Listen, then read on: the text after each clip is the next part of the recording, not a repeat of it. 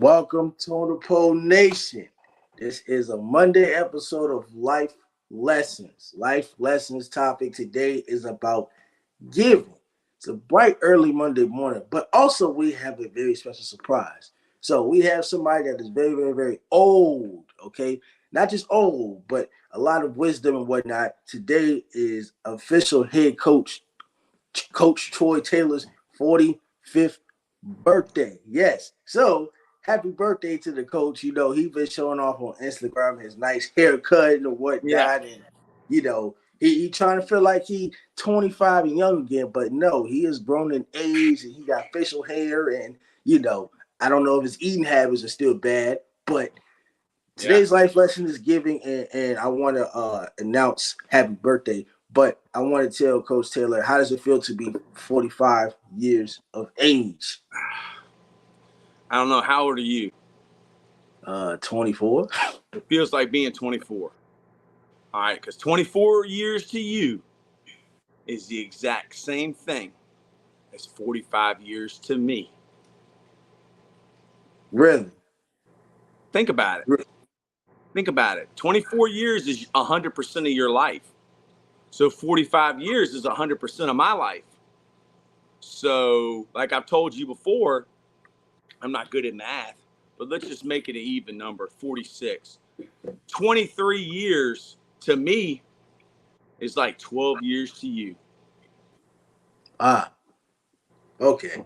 It's because people always say, well, that guy lived a long life. Well, I mean, he was 100 years old, but 100 years to a 100-year-old guy is the same thing as 45 years to somebody who's 45 years old. It's 100% of your life. It's all you know. Time is relative. Happy birthday to my twin brother, Tony Taylor, Big T, a.k.a. Stone Hands, a.k.a. Put You to Sleep, a.k.a. 300-pound body presence. Is going to put you on the ground. He is who you want to have on your side if you need security. Lambo, there's nothing like body presence. I mean, just being a big human. That's why in pro football, they don't have small guys playing on the offensive line. All right, but giving. We're talking about giving. And my friend, Jeff Matthews, probably one of my first friends ever. In kindergarten or first grade, we used to play Knight Rider. That was a show with David Hasselhoff and a black Trans Am, I think. I don't want to offend anybody. It might not have been a Trans Am named Kit. But he's given now $8,000 to the LC Bird athletic program. And he told me he wishes he was a billionaire because he would give more. And he would. And I sent him the link to the poor man's philanthropist, Thomas Cannon. He lived in poverty and he gave away $78,000, I think, over his lifetime. $25,000 when he died. And the more you give, Lambo, the more you receive. The people that got money are not the ones that give it. The people that don't have money are the ones that give it. Okay? Jeff confirmed this because he said when he used to work for Domino's, he would go into the Highlands and Woodland Pond, some of the richest neighborhoods around here. And those people, Lambo, wouldn't tip him at all. But then he would go into Bermuda Run and Greenlee Trailer Park and Park Lee Apartments on Jeff Davis. It ain't even there no more. They tore it down. That was a good thing. They rebuilt it. Those people would give great tips, and they ain't got no money. So, Lambo, how do you feel about this? Is it true that the people who are rich won't give it, and the people that don't have it will give it? Yes and no, because we've seen plenty of rich people give, but sometimes it's not always public. It's more like quiet, depending on their privacy and space. Everybody's different, but you hear most of the people that are, coaches, or not just coaches, but people around the community, churches. They are the people that give the most. Not saying because their status of human beings, but just as a lot of charity and things going on. But I think you are right that some people that tend with lot of money do not give because everything is for themselves. And there's a lot of people out there in the world that have it worse than you. So it would be okay to, you know, give at all times. But I Mr. think Big, Mr. Big, jump on. Mr. Big, log into StreamYard and come on to Totem Pole because I'm not going to be able to stand here much longer because I got practice. But you could maybe teach Coach Lambo some life lessons. Mr. Big Lambo is awesome. Have you watched any of his podcasts? I peeped it. I think it's some very good, excellent stuff. That was a long pause before you answered, Lambo. All right. Long pause. What a long pause. Now, who do you think has done more Make-A-Wish John Cena. Foundation? He's done more than anybody else in the history of Make-A-Wish. And it was not even a known fact until I think it was maybe Ric Flair told him, like, dude, you need to come out with what you're doing. Like, you need to tell people. And he finally did. And I'm glad he did because that could inspire more people. You know, I'm thinking about Andy Lent. Andy had Down syndrome. He was Jimmy Rogers' nephew, and he also got leukemia. And he passed away from leukemia when he was 25 years old. And Andy had an opportunity to be a part of the Make-A-Wish Foundation. And his Make-A-Wish, Lambo, was to meet Will Smith. Yes, meet Will Smith, Lambo. Will Smith. Mr. Big, how's Good it morning. going? Good morning. Thanks for coming on Life Lessons. We're talking about giving today. And we're talking about how Mr. Big, the rich people, the people that have money usually don't give it. And the people that don't have money are the first ones to give it. And I don't want to get preachy, but it's about that. It's that parable about the old lady. She gave everything she had. Absolutely. Absolutely. And I was talking about Andy Lent, who was my best friend's nephew. He was born with Down syndrome. He died of leukemia when he was 25 years old. And his one Make-A-Wish, John Cena has granted more Make-A-Wish wishes than anyone in the history of that foundation. His Make-A-Wish, Andy's, was Will Smith. Right around the time, Lambo, of Men in Black. And his family was so impressed with Will Smith. He took time. He did more than he was even asked to do. Now, Mr. Big, what is your philosophy on giving? You've been in this industry for how many years in entertainment, writing books? And what have you learned about the industry and about giving? I've learned this. People like Mr. Lambo next to you is a good man. I appreciate knowing him here. I hope to listen to him some more and check out all the shows because it's about not me, not you. It's more about what else other people are doing. What is it that we can learn from each other? What is it information we can share? You know, how can we be better as a group than individuals? In my opinion, is what it's all about. Wow. So, Mr. Big, you told me yesterday that you had a high school teacher that changed your life. Absolutely. Talk a little bit about that teacher and who they were and how they changed your life. And Sure. how did they give to you? Well, she was teaching history class, 10th grade, and she talked about the Second World War. And her question to class was, why didn't the Allies do something in 1939 when the war started? You know, they could have bombed Berlin, they could have done a number of things, but they chose not to. And her question to us was to think about why that might be. what led them to make those decisions. And that goes to First World War. The fact that so many people died in the First World War, they knew what they're getting themselves into. They were scared. And the idea is sometimes we get scared. Sometimes we have to act through that fear. It's hard to do. Very hard to do. So what? I mean, here's my answer. It wasn't in their backyard yet. Well, I don't know what got the English in the Second World War, the invasion of but Poland. it probably was because it got close to them. Invasion of Poland. The invasion of Poland in 1939 triggered England's declared declaration of war. Just like France, right? That's why they declared war, right? I mean, we can go into the pre-war time period between 1919 and 39, which is a unique history, right? But the Allies did what they said they were going to do. Well, not perhaps speedily enough for Poland, but at the same time, the Poles, no one else expected the Soviet Union to stab Poland in the back. Well, I'm a Polak. Okay. I don't know if you knew that, and I'm a bohunk. All right, I'm half hillbilly, a quarter Polak, and a quarter bohunk. And there really ain't no difference between a bohunk and a Polak, is it? I never heard the term before.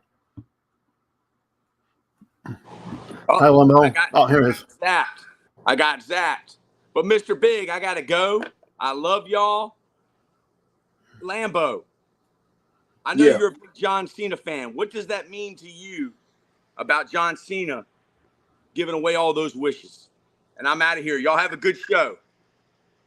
Well, I think the point of John Cena, it's debatable now that he's one of the greatest wrestlers of all time because Roman Reigns is somewhat up there right now as far as the wrestling right now. But I think as far as John Cena goes, I mean, he has a big heart. I mean, his story basically he came from basically nothing. I've watched Heart to Hearts on Peacock with Kevin Hart. Basically, he came from nothing. He came from basically sleeping in his car to being one of the biggest superstars in the world. He almost got cut, I think, in the December period of the Attitude Era or the Ruthless Aggression area, where he just wasn't himself, as far as character wise. But he really popped off, I think, in 2005 when he beat JBL for the WWE Championship in WrestleMania. So he really, popped off. He became a good guy, and I guess it's not a lot of people with John Cena's work ethic as well, but also the heart that he has for all those kids that they go through worse situations than us at both times, and there's just some others that can't do certain things that we can do. So I guess more of the topic of giving is more based off the appreciation of things that you have, because you can't appreciate a person based off materialistic things, because materialistic things don't last long. Basically, the part of giving is, you want to appreciate somebody based off, energy, positive vibes, and whatnot. But I think at the same time, I think for the lesson, we can, learn to appreciate more things, each and everything, especially the little things, because those things can get taken away in an instant snap. Oh, yeah. The kindness that we can show our fellow human beings, I think, goes a long way, sir. It definitely does. So, Mr. Big, is there any situation in time that you help somebody to change their life, or anybody that helped you become like the person you are right now? Let me say that. Let me talk about somebody else. It's not about me. It's about other people. My wife went out of her way to help a young man that was in a lot of trouble. I mean, a lot of trouble. He was involved with drugs. He had drug conviction. He had a horrible home life. But my wife had him move in here with us for a year. So he had a stable background. That he had a stable place to live. That he could go to work and come back to know he had a safe place to stay, safe place to live. Nobody was going to steal his shit. Nobody was going to beat him up. He took that year not to make the best decisions, but started to make better decisions. And that led him to where he is now. He's a successful businessman. He has a wife. He has a family. He's turned his life totally around. And I think it has a lot. He would tell if he was here, I do with my wife, allowing him to stay here for that year. So it's little things that we can do, and sometimes big things we can do that can have that impact on other people. And that impact is like a ripple. It goes on, because we know what he does in his community, his daily life, that also affects people in positive ways. That's those ripples go on forever. Absolutely. I definitely agree. I think that's a good thing what your wife did, because, like you said, it's not about us. It's about the other person, and I think the more that you give, uh, not that the more that you receive, but it's known, and the person upstairs can see that you're giving in some type of way. Not that you're giving just to give, but you always can make somebody's day better, 1% better than what normal is. So it's all about the appreciation.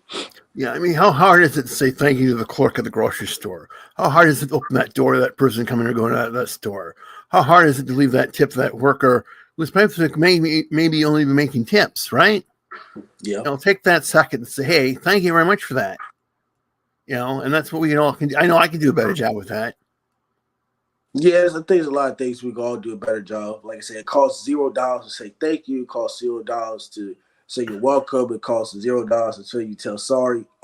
Yeah. All those accountability things do not come with the price of money. It's free. No.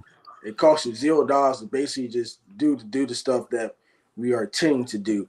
How do you feel about tips of going on around the world? Because there's certain restaurants that people don't tip. Have you ever had one? Have you ever had one situation, or not situation, but like have you ever hear people talk about they will go to a restaurant but they don't tip?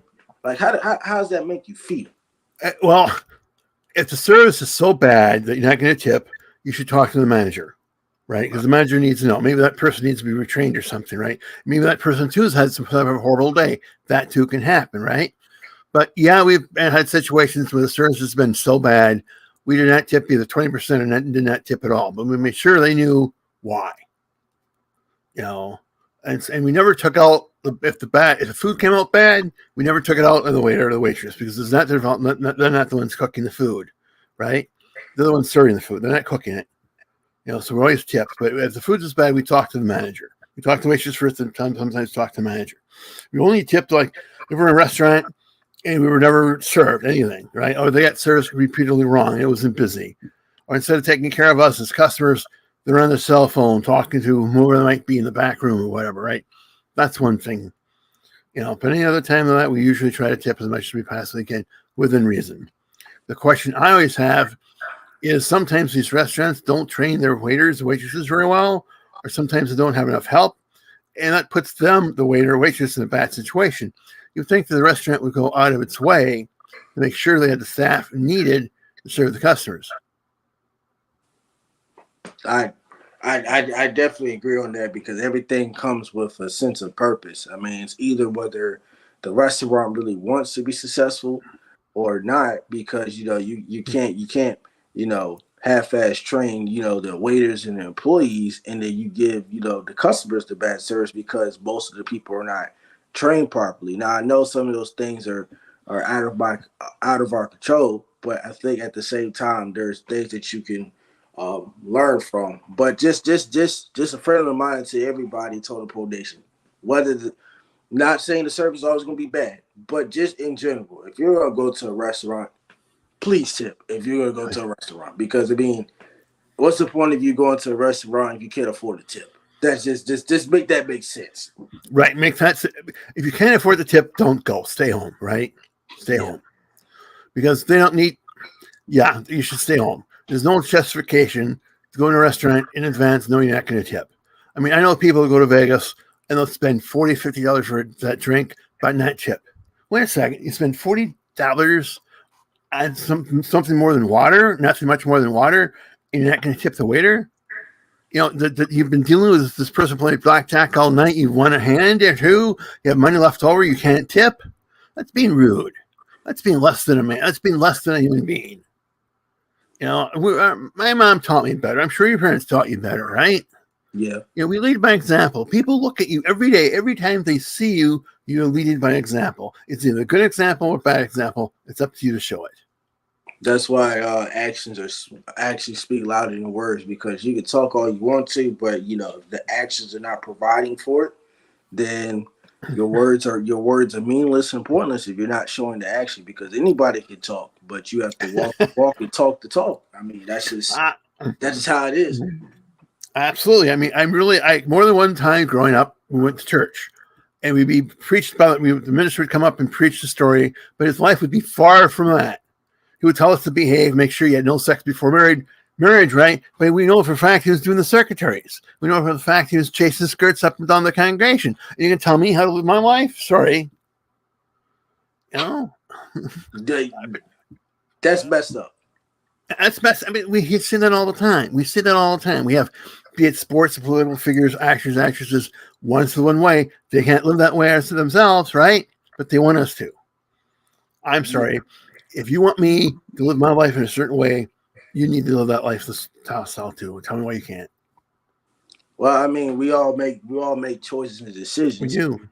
But I think at the same time, just make sure, we all make choices and decisions. We do whatever we want in life. We have the freedom in the United States, but I think at the same time, we just have to make sure we make those decisions wisely, effectively, and making sure that you're not hurting others making those decisions, especially with, going to jail, things like that, and making, the very stupid, not common sense decisions just, just to get a reputation of yourself. Like, don't be trying to, go to jail and try to brag and all that stuff because you think it's cool and it's really not cool, Working with offenders, which I have done in my life, and teaching and helping with doing gardening with a local low security prison, I haven't met too many people who've been proud to go to jail.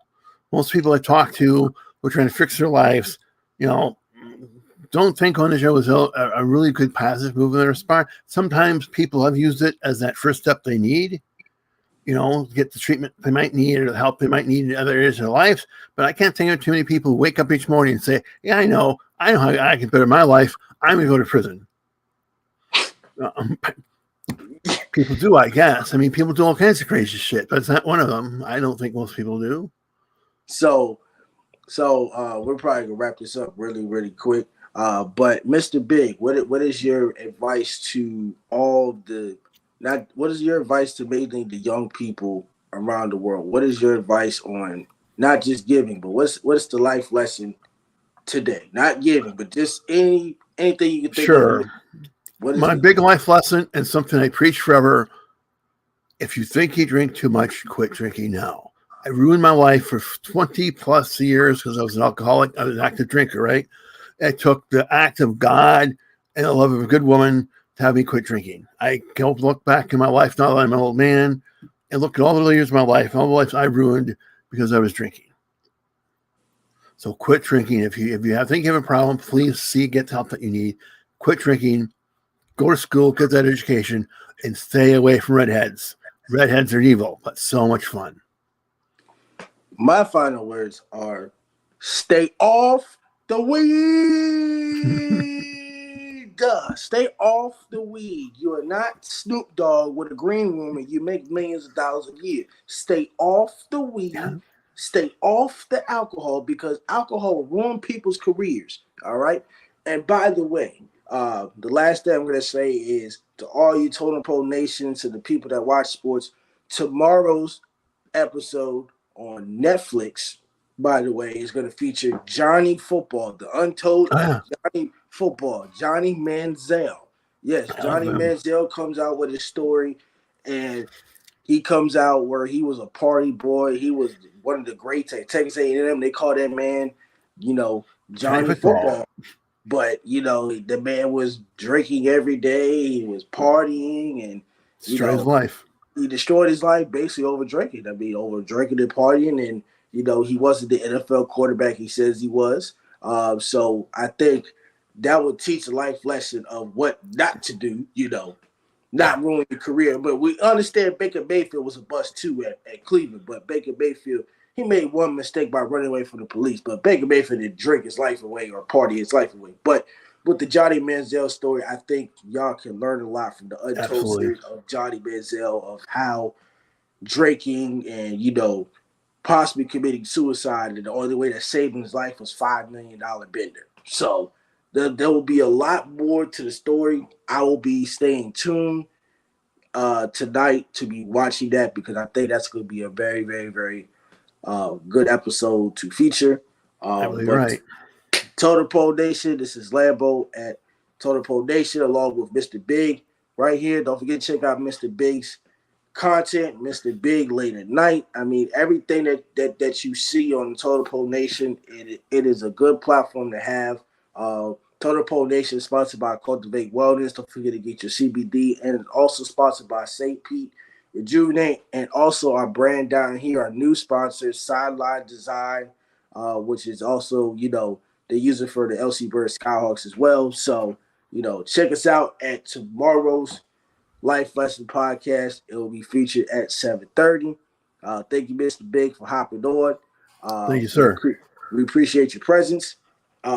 Totem Nation, Lambo, and Mr. Big will be catching Peace you out. later on.